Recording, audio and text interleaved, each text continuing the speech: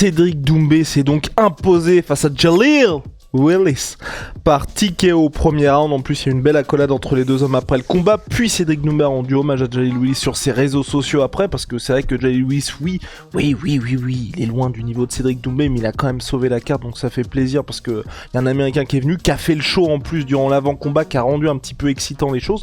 Donc franchement, bravo à lui. Donc là, on va voir retour de hype de Cédric Doumbé. Réalité ou mythe, Big Rusty? On va se poser la question, apporter des réponses, voir la suite, tout ça, parce que c'est vrai que Cédric Doumbé, ça a été une soirée qui a été un succès dans son ensemble. C'est parti, générique. Soit.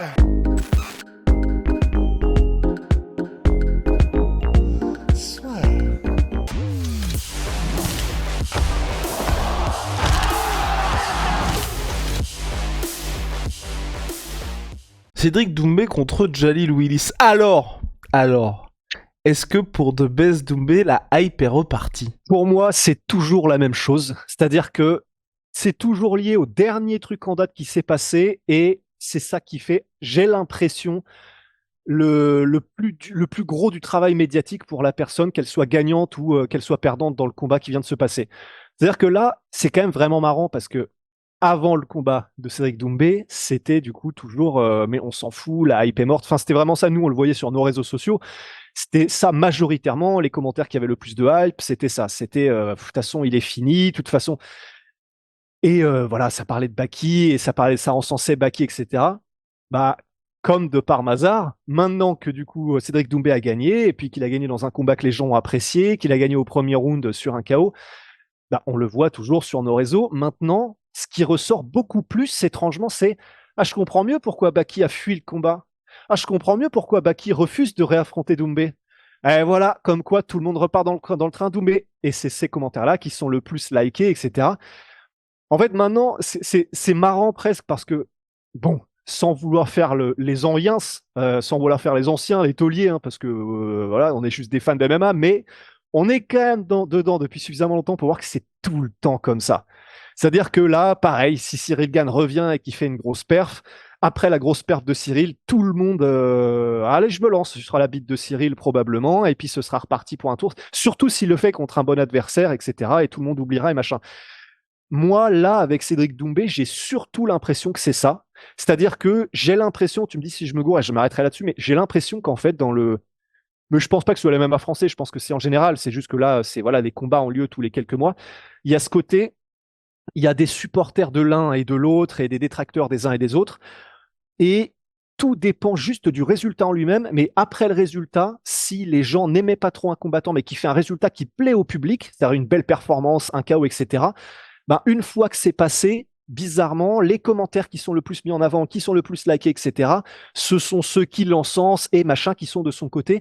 Donc, je sais pas si, au-delà des réseaux sociaux, je sais pas si l'opinion a beaucoup changé, mais j'ai l'impression que c'est surtout lié à ce qui se passe sur le moment et qui est lié à la victoire de l'un, etc. Ouais, entièrement d'accord. Et puis surtout, je pense que avec Cédric Doumbé, qui a une audience qui est particulière hein, dans le monde du MMA, c'est complètement différent d'un Benoît Saint-Denis, d'un Cyril Gane, parce que Cédric Doumbé, il a réussi à toucher des gens qui ne sont pas forcément fans du sport. Hein. C'est vraiment des gens qui ne regardent que les combats de Cédric Doumbé. Donc je pense que, et le fait que tous les gens qui le regardent aussi pas par rapport au combat qu'il fait, mais par tout ce qui se passe ailleurs, t'as ce côté divertissement qui fait que, à mon avis, ça fait aussi partie de tous ces combats. Et là, comme il y avait cet angle de Cédric est fini, il y a l'épine, il y a les chardes et tous ces trucs, Jalil Willis c'est un mec claqué, tu pouvais charrier Cédric Doumbé, c'est ce qu'il a dit d'ailleurs c'est ça. post-fighting. T'avais le droit, entre guillemets, quand t'étais un mec sur Twitter, sur Instagram, c'était... Voilà, il y avait une inertie dans ce sens-là, quoi. Ouais. Et donc c'est pour ça, je pense, avec lui, c'est surtout un gars où c'est possible de faire tout ça. Parce qu'en soi, le combat qu'a fait Cédric Doumbé contre Jalil Willis, on en avait parlé lors de l'analyse d'avant-combat, enfin, je veux dire, même le résultat, c'était pas une surprise. Je pense que personne ici s'est dit « Ah putain, c'est Cédric, il a gagné par TKO au premier round, je m'attendais pas à ça. » Non, on s'attendait tous à ce qui s'est passé, il a fait le taf face à un mec du calibre de Jalil Willis. En plus, le combat, honnêtement, je l'ai trouvé plus, divertissant que prévu. En tout cas, il s'est passé plus de choses que prévu. Donc franchement, moi j'ai trouvé que c'était pas mal et à mon avis, c'est ce qui fait aussi, tu vois, que les gens se disent bon bah c'est bien et ce combat, on va dire, va bien vieillir ou en tout cas les gens se souviendront du Bellator Paris comme d'une réussite. Mais après, de là à renouveau s'enflammer complètement, c'est ce que tu dis, c'est ce que disent les Américains aussi, you're only as good as your last fight, tu n'es aussi bon que lors de ton dernier combat.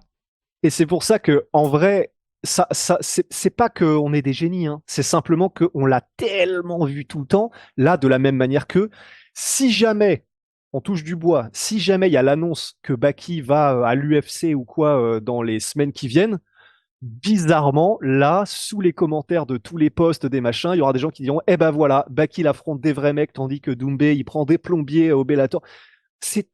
En fait, une fois que tu as pigé comment marche le truc et que tout est lié à la dernière performance ou à la dernière nouvelle en date, bah en fait, tu peux même presque prédire comment ça va se passer et ça en devient. C'est pas marrant, je vais pas faire style, c'est incroyable, je me gausse, mais c'est quand même intéressant, tu vois, de voir que c'est tout le temps pareil. Et surtout pour le combat Baki Doumbé, pour moi, on est dans une situation où, comme les deux sont des. Comment dirais-je? Comme les deux sont des rivaux, tu vois, t'as ce côté un peu Conor contre Khabib où, quand vous regardez bien, quand il y a des rivalités aussi fortes, il y a une grosse partie des fans où vous pouvez vraiment mettre à la poubelle, jeter le truc le plus loin possible, tout ce qui est lié à la raison de près ou de loin. Et en gros, s'il y a un mec qui est côté Baki, il va prendre tout ce qu'il peut pour défendre Baki. Et la même chose avec le côté Cédric Doumbé. Donc là, jusqu'à, pour moi, qu'il y ait une revanche, et on peut voir avec Conor McGregor contre Khabib, aujourd'hui ça s'est estompé parce que Khabib a pris sa retraite, mais Conor, pendant les 5 piges qu'on suivit, chaque post qu'il faisait, il y avait des références à Khabib dans Magomedov. Et là c'est pareil, je pense que pour les deux, dès qu'il y aura un résultat de l'un et un résultat de l'autre, les fans de l'un et de l'autre vont en profiter pour dire « Ah bah Doumbé il a pas fait ça ». D'ailleurs, en référence à notre post sur l'évolution du classement Fight Matrix, où, oh là là, Rusty, je savais pas que t'avais retourné ta veste comme ça, toi. En fait, mais d'ailleurs, ça ne me surprend pas de connaissant comme je te connais. Ouais. Mais en fait, mais c'est parfait. Cet exemple-là, il est parfait. C'est-à-dire qu'en fait, dans la même journée, on aurait pu faire un post sur... parce que du coup, la news, c'est que dans le classement Fight Matrix, Cédric Doumbé est repassé devant Baki au classement. Ce qui est normal, les gars, parce qu'il est plus actif et il vient de battre Jalil Willis. Voilà, et il vient de battre Jalil Willis. Et nous, la raison pour laquelle on la poste, c'est que vous inquiétez même pas que quand c'est des nouvelles qui touchent Baki et Doumbé, vous inquiétez même pas qu'on sait que ça va faire du chiffre et donc qu'on la poste. Donc bien évidemment qu'on le poste. Et en plus de ça, c'est intéressant. Moi qui ne suis pas du coup directement dans la team du coup avec les mecs qui postent, j'ai vu le truc, j'ai vu le post, je fais putain stylé. Enfin vraiment, c'était intéressant d'avoir cette nouvelle. Et oui et non, il n'y a pas de retournement de veste et maintenant on va chier sur Baki parce que on est avec. Oh les gars, tranquille. Non, ça n'existe pas. Mais en tout cas effectivement, c'est l'exemple parfait. C'est l'exemple parfait de quoi que tu fasses et quoi que tu dises, il y a tellement de passion dans par exemple, du coup, j'allais dire des derbies, comme on appelle ça, des rivalités comme celle-là, que, en fait, et puis en plus, ça s'auto-entretient dans le sens où les commentaires qui sont les plus mis en avant, et c'est normal, c'est ceux qui sont le plus divertissants et le plus polarisants aussi, donc que ce soit d'un côté ou de l'autre. Donc c'est pour ça que c'est pas que c'est en trompe-l'œil, mais je pense pas qu'il ait nécessairement perdu de hype Cédric Doumbé, parce que même quand tous les gens disaient que le mec était fini, tout le monde regarde quand même les vidéos, on est bien placé pour savoir que ça faisait toujours des chiffres, que les posts cartonnaient toujours autant. Donc il y a le fait de voir marqué dans les commentaires Cédric Doumbé est fini, mais le commentaire est toujours là, tu vois. Donc il y a quelqu'un qui est venu mettre ce commentaire, regarder ce post, regarder cette vidéo pour dire que Cédric Doumbé était fini. Donc je pense que c'était un peu en trompe-l'œil le fait d'avoir une hype qui descend. Et c'était aussi lié probablement au fait que Cédric Doumbé, c'est vrai, il l'a dit et c'est vrai, n'avait pas fait de pub non plus, ni trop de com pour ce combat-là. C'est vrai aussi. Il n'y avait pas eu de com du côté de Cédric Doumbé, effectivement, et puis il n'y avait pas de suspense autour du combat, quoi qu'on en dise, hein, vous regardez un petit peu, et c'est difficile parce que c'est vrai que j'ai pas vraiment d'exemple en tête similaire à ce que Cédric Doumbé a fait là pour son retour avec Jalil Willis, mais parce que même quand Conor revient contre Cowboy Cerrone, certes le combat a moins chiffré que les gros combats de Conor McGregor, mais ça a fait des gros stats alors qu'on savait tout ce qui allait se passer, mais ça restait Cowboy Cerrone qui est un mec qui, vous regardez, il avait pas mal de records à l'UFC, il était toujours dans le top 10 mondial à l'époque. Là, Cédric Doumbé, de faire ce qu'il a fait contre Jalil Willis, à savoir l'intérêt qu'il y a eu, il y a eu quand même Wembanyama qui était présent, il y avait Vincent Cassel qui était présent, Wembanyama qui est rookie de l'année en NBA, enfin le mec est en train de devenir littéralement une superstar, il était présent pour voir Cédric Doumbé, c'est quand même une dinguerie. L'Accor Arena était pleine pour voir Cédric Doumbé aussi dans un combat où tout le monde savait ce qui allait se passer. C'est quand même une grosse performance.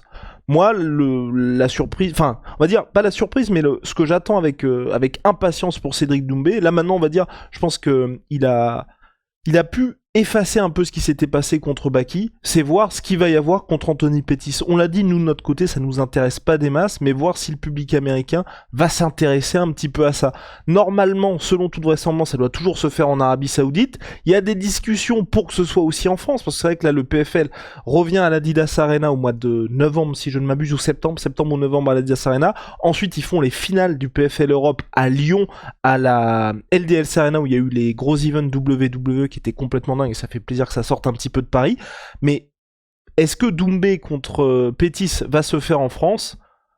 À voir. Personnellement, moi j'ai tendance à dire que ce serait bien que ça se fasse dans l'Hexagone, parce qu'on voit qu'en termes d'ambiance c'est complètement dingue, et qu'en Arabie Saoudite, pour avoir été à PFL Bellator, il n'y aura pas du tout le même intérêt, pas du tout la même ambiance, et quand on voit ce qui se passe quand il y a Cédric Doumbé, là il y a même Ariel Elwani qui tweetait pour dire le public français c'est quand même une dingue. En haut, Ariel Elwani il expliquait sans classer les gars, sans faire de classement, vous inquiétez pas, en mode l'équivalent de Cédric Doumbé, enfin c'est peut-être ce qu'on avait vu avec Conor McGregor quand il combattait en Irlande. Ouais, et puis bien que ce soit un nom qu'on connaît, voilà, c'est vrai qu'on le dit à chaque fois, presque quand Anthony Pettis c'est un ancien champion UFC, etc. Mais ce combat-là, je pense, ne passionnera pas aux États-Unis. Dans le sens où c'est bien de le faire parce que comme c'est l'UFC, par exemple, eh bien, si l'objectif de Cédric Doumbé avait été d'aller à l'UFC, on sait qu'ils adorent ça.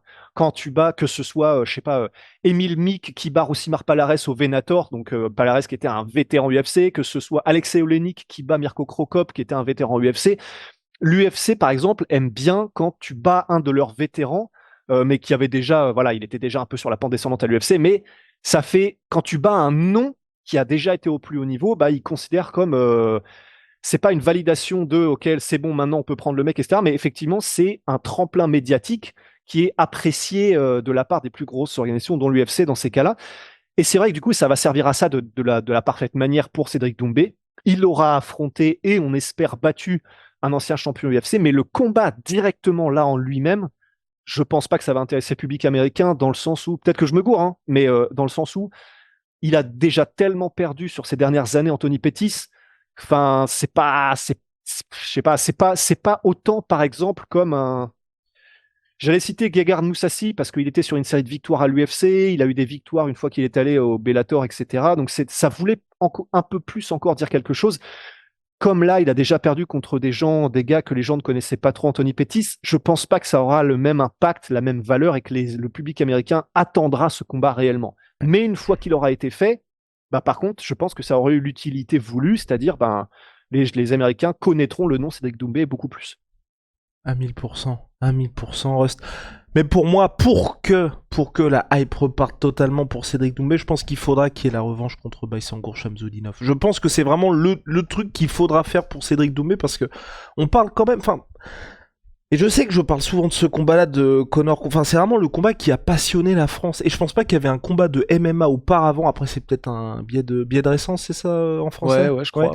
Ouais. Bref, en gros, ça s'est passé il y a quelques mois, donc forcément peut-être qu'on est un peu matrixé par ça, mais ce que je veux dire c'est que j'ai pas souvenir qu'il y a un combat qui avait autant passionné les gens. Et quand je dis passionner les gens, il y a tellement de personnes qui ne connaissent pas le MMO, qui ne regardent pas, qui m'ont parlé de ce combat-là avant, que je pense que tu vois, dans l'imaginaire collectif, va toujours y avoir ce qui s'est passé lors du combat contre Baki, quoi que fasse Cédric Doumbé, parce qu'on en a parlé, que ce soit Pettis, que ce soit Jason Jackson et tous les mecs qu'il y a au PFL, même un Jake Paul, je pense, enfin, peut-être, allez, peut-être pas Jake Paul, mais jamais il n'arrivera à toucher plus de monde que les gens qu'il a touchés durant l'avant-combat contre Baki.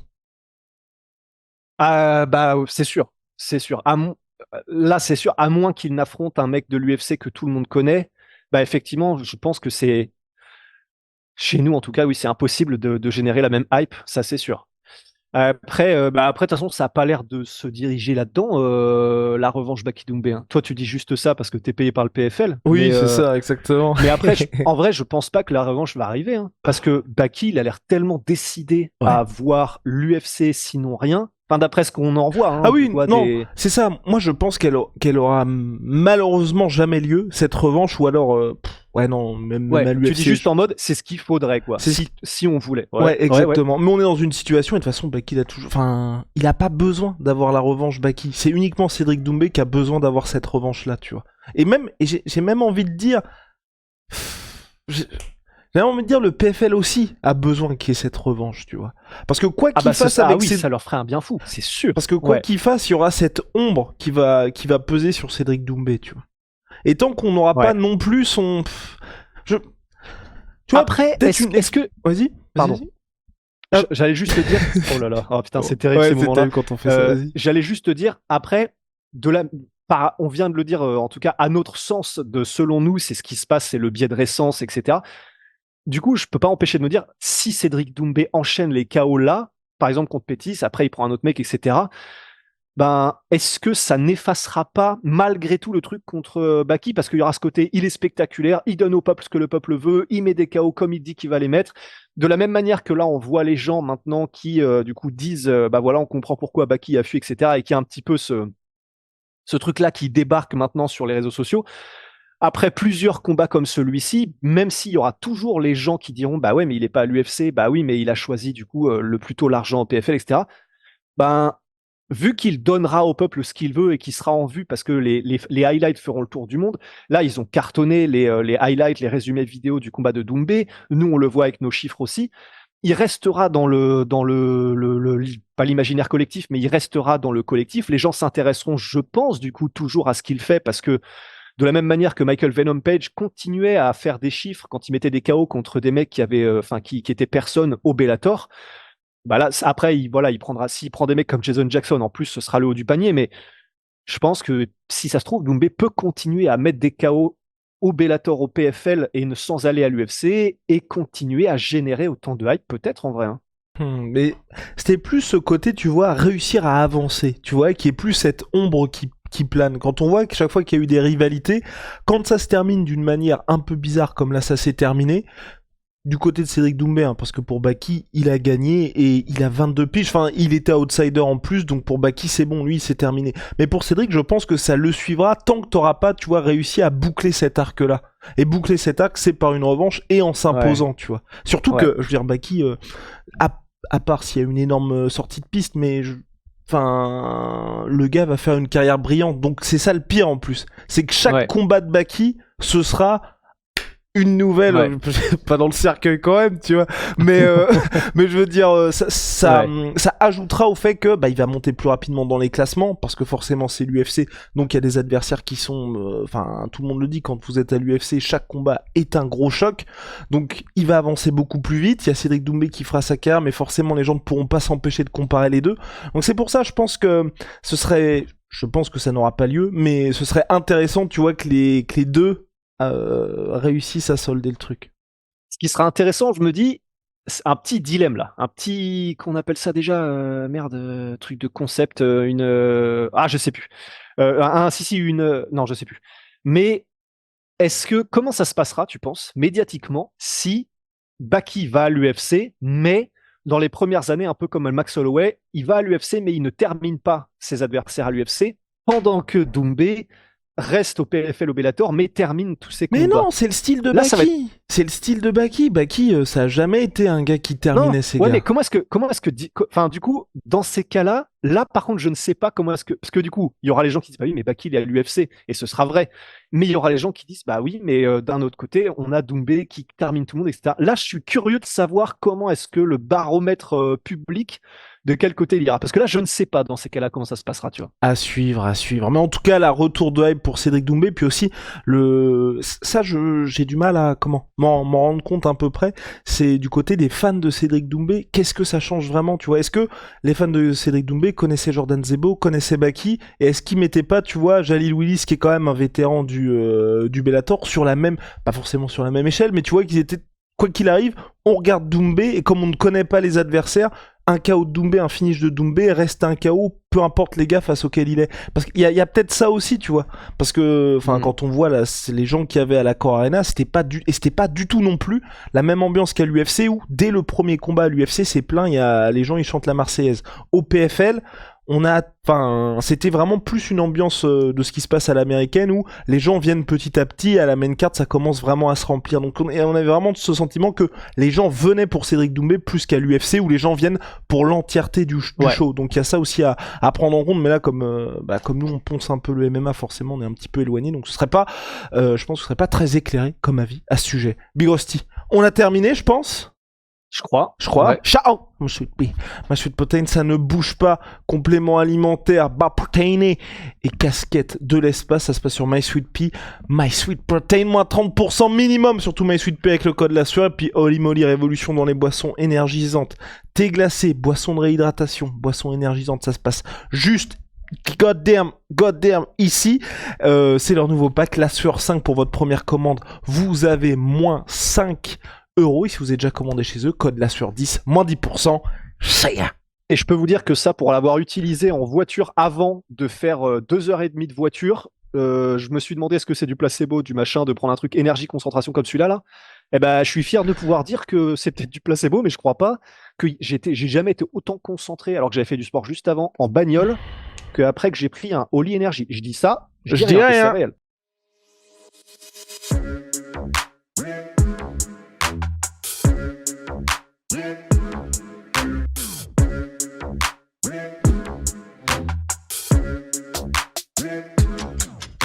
I'm fucking coming for you!